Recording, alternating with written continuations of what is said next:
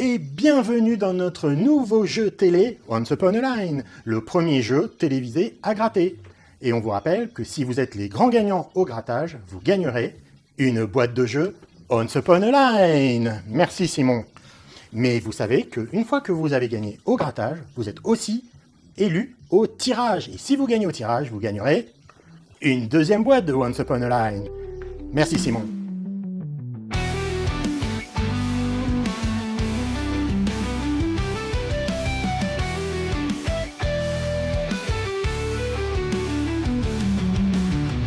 Salut mes ludopathes préférés, nous sommes là pour vous parler de Once Upon a Line, un jeu de Dan Touvenot et William Aubert.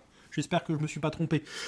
C'est un jeu que nous avons acheté en boutique cette fois-ci, clairement intrigué par l'originalité du jeu, de cette carte à gratter avec une histoire, une campagne à suivre. Parlons de la règle. Oui, on précise quand même que la campagne a été réalisée à 3. Oui. Voilà. Donc la règle, j'allais dire quelle règle? Alors en effet, parce que c'est pas moi qui l'ai lu au début, mais en fait on s'est pas trop posé la question de la lire avant de jouer.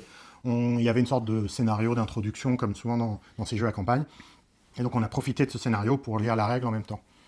Bon, par contre, en effet, on y est retourné plusieurs fois au fil que les sections se débloquent et que certains pouvoirs arrivent. Donc au début, on était un peu hésitant sur certains grattages de mots, parce qu'il faut bien se rappeler quand même de ce qui est autorisé, de pas ce qui est autorisé. Mais généralement, à la fin du scénario d'introduction, vous avez quasiment vu tous les cas, et vous n'allez pas revenir à la règle là-dessus, quoi. Éventuellement sur la partie parfois scoring, puisque vous allez découvrir des nouvelles icônes, mais ça s'arrête là. Petite correction, oui, le gros de la campagne a été fait à 3, mais il nous est arrivé de faire venir un 4e joueur. Et du coup, ça m'amène à me dire qu'il a fallu que quelques minutes de brief pour expliquer le fonctionnement du jeu dans ses grandes lignes, la mécanique d'épuisement des personas et finalement cette mécanique qui est assez simple, qui est de dire on choisit, on veut gratter, on choisit le personnage à activer dans la bonne zone et finalement on choisit la longueur du grattage et on gratte. Et au niveau du matériel, alors on vous fournit un grattoir qui est vraiment indispensable. Heureusement qu'il était là. Alors après, c'est juste une sorte de pièce en 3D, imprimée en 3D, bon. Mais elle fait le job, et heureusement. Sinon, c'est beaucoup de cartes, quand même, avec de la narration et des illustrations. Moi, ce que j'ai bien aimé dans le matériel, c'est ces petites cases pour les personnages. En effet, ils vous ont fait un petit casier, qui est un casier d'action, dans lequel vous pouvez glisser votre carte personnage. Vous pouvez y mettre une barre qui va donner la localisation de votre personnage, puisqu'ils vont se déplacer. Et puis, vous avez votre sélection que vous allez pouvoir mettre dedans. Et j'ai trouvé ça assez pratique, parce que visuellement, vraiment, tout le monde voit autour de la table où est-ce qu'on en est, quel est le niveau d'épuisement de chacun des personnages, quoi. Sinon, pour jouer à 3, parce que ça reste quand même un jeu extrêmement solo, on a dû faire preuve un peu d'invention pour pouvoir voir la feuille de grattage avec les différents mots, pour que tous les joueurs puissent la voir. Et du coup, on a installé une sorte de stream pour pouvoir streamer directement la feuille sur un écran, sur l'écran de la télé, et ainsi que de voir beaucoup mieux la position des mots, et que tout le monde puisse y participer. Donc c'est vrai que sinon, c'est un peu délicat d'y jouer plus que 2, je dirais, parce que voilà, la feuille, elle est quand même solo. Oui, bon, tu l'as dit, c'est des cartes, des grilles à gratter, un grattoir, des illustrations thématiques. Bon, là, dans cette première campagne, un mélange avec un thème post-apocalyptique et des insectes, c'est très original. Des jetons de force et de pouvoir, des bacs en carton, tu en as parlé. Moi, ce qui m'interpelle, c'est que le jeu est sale et salissant, faut l'avouer. La matière que l'on gratte en pagaille se répandra sur la table. Alors une bonne âme sur Blue Sky, et vous pouvez me rejoindre sur Blue Sky si vous le souhaitez, m'a conseillé d'utiliser une serviette, un torchon propre à placer en dessous de la carte à gratter pour recueillir toutes ces saloperies. Et malgré ça, on en étale quand même un peu, donc on vide régulièrement son petit torchon. Sinon, en termes de sensations, c'est quand même pas mal de hasard. Faut quand même l'avouer dans le choix de la position exacte du mot. Je précise. Certes, le texte va nous dire que, par exemple, la personne se trouve au bout de la passerelle, donc on comprend que, même si on n'a pas la carte liée à passerelle, eh bien on va trouver ce que l'on veut trouver lié au mot passerelle, mais pas exactement où dans le mot passerelle, donc là on va y aller au doigt mouillé. Alors, s'il y a des bonnes âmes qui ont compris la subtilité qu'il fallait voir dans le fluff pour comprendre la position ou s'orienter, je prends. Parce que des hypothèses, on en a fait beaucoup à 3, en se disant, tiens, on va voir ce mot qui va se croiser tel, oui, mais c'est celui-là. Donc, On y va d'hypothèse en hypothèse en hypothèse, et puis d'un seul coup, allez, on se lance pour se dire on est dans la bonne couleur, on a le bon mot souligné, etc., etc. Et puis plus d'une fois, on s'est planté en disant bon, allez, on y va YOLO. Eh ben non, tant pis. Donc on a quand même de la déception quand l'essai ne donne rien, et c'est un peu rageant de ce côté-là. C'est le jeu Ma pauvre Lucette, mais c'est très bien, ça donne des sensations au moins. On a de l'interrogation aussi quand un mot est découvert et qu'on se dit attends, ça fait pas partie de notre liste, qu'est-ce qu'il vient foutre là pourquoi il est là qu'est-ce que c'est. Et il y a des enchaînements qui nous ont paru dans l'histoire un petit peu abracadabrantesques, ou des choses qu'on comprenait pas qui sortaient comme ça.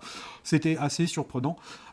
Du doute, je l'ai dit, à savoir comment on va trouver un maximum de mots, et ça nous a semblé extrêmement difficile que de trouver tous les mots avec tous les petits objectifs qu'on a à droite et à gauche.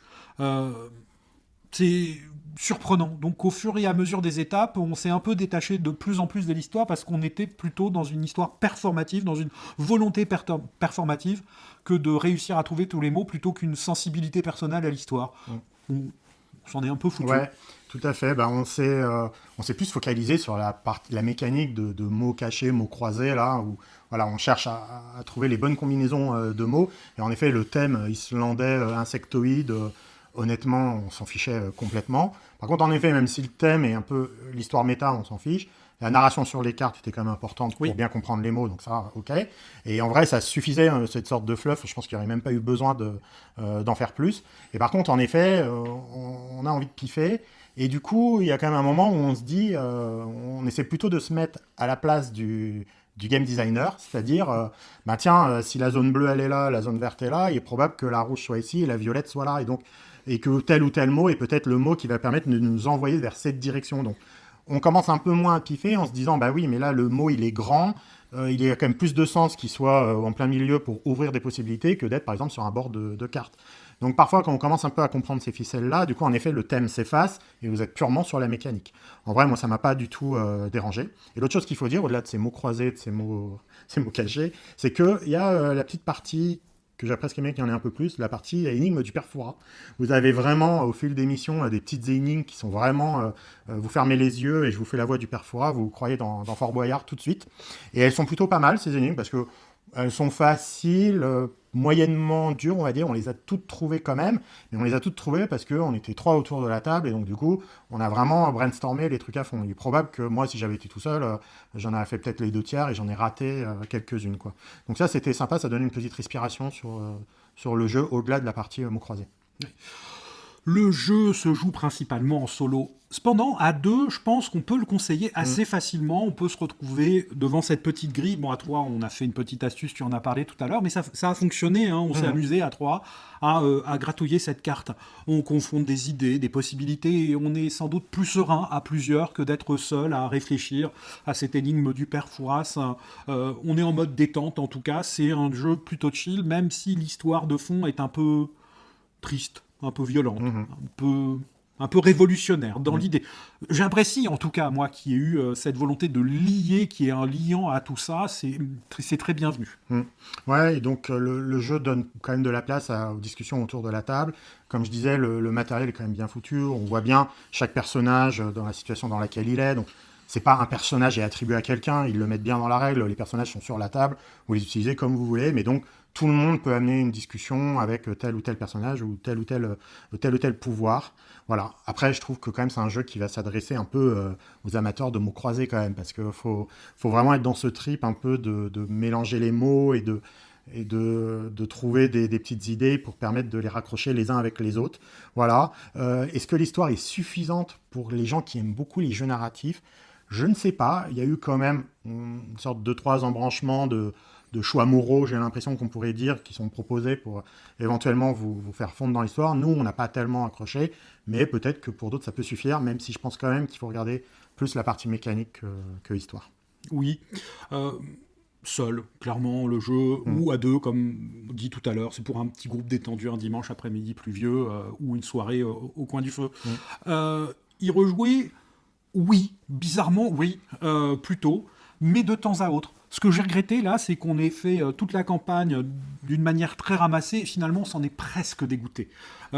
C'est à mes yeux quelque chose qui s'apprécie plus étalé sur le temps, et le fait de l'avoir fait trop concentré nous a un peu dégoûté de la chose, et c'est dommage, c'est une mauvaise chose à faire, ne le faites pas. Ouais, moi j'y rejoue aussi volontiers. Ça me dérangeait pas le rythme qu'on a fait d'une fois sur la semaine. Pour moi, ça allait. C'est vrai qu'à la fin, donc il y a quoi, 5 missions sur la campagne ou Ça six fait 6 au total. 6 au avec le total. petit, C'est vrai oui. que la sixième, là par contre, m'a semblé de trop. Par contre, bon, ce que j'aime bien, c'est que la difficulté est plutôt bien réglée. On arrive toujours à épuisement des personnages ou carrément au bout de sa ligne de temps généralement. Donc on sent bien que le jeu a réussi quand même à bien cadrer ça et que c'est pas non plus vous le finissez en 10 tours ou vous explosez au bout de 20. Donc ça, j'ai trouvé ça plutôt correct. Voilà, et la partie, comme je disais, jeu de mots, moi, m'a suffi largement pour pouvoir y rejouer. En termes de notes, moi je lui donne une barbe joliment taillée, peut-être un peu trop court. C'est une expérience qui est nouvelle, c'est très bien. Faut des gens qui soient dans l'originalité, qui construisent quelque chose de nouveau, c'est très bien. Comme beaucoup de jeux qui sont nouveaux, c'est peut-être pas forcément les meilleurs du genre qui sortent, mais ça ouvre de nouveaux territoires. C'est très très bien. Moi j'aimerais bien que cette expérience, elle soit peut-être plus étalée dans le temps. Je pense à la façon dont Horror Arkham, le jeu de cartes, avait été diffusé par épisode, et ça permet une respiration entre deux temps et d'avoir le plaisir, entre guillemets, d'y revenir, ou l'envie d'y revenir. Et surtout, j'aimerais que cette mécanique de truc à gratter avec des mots derrière, ou pourquoi pas autre chose, soit intégrée dans un jeu plus vaste. Pourquoi pas un dungeon crawler, par exemple. Mais juste ça, ça m'a semblé un peu trop ramassé, un peu trop répétitif, même s'il y avait les respirations avec les énigmes. Ouais, moi aussi, c'est une barbe bien fournie. Pourtant, je ne peux que saluer le fait qu'il y a eu cette innovation.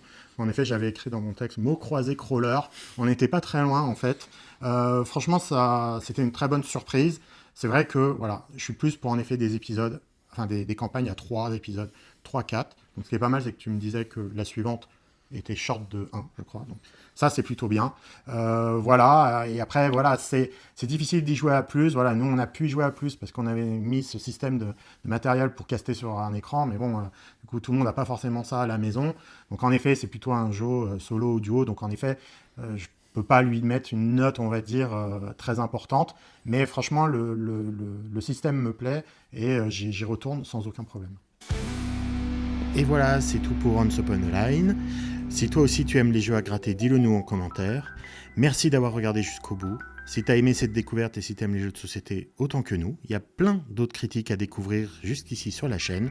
Clique, installe-toi et on continue à jouer ensemble tranquillement.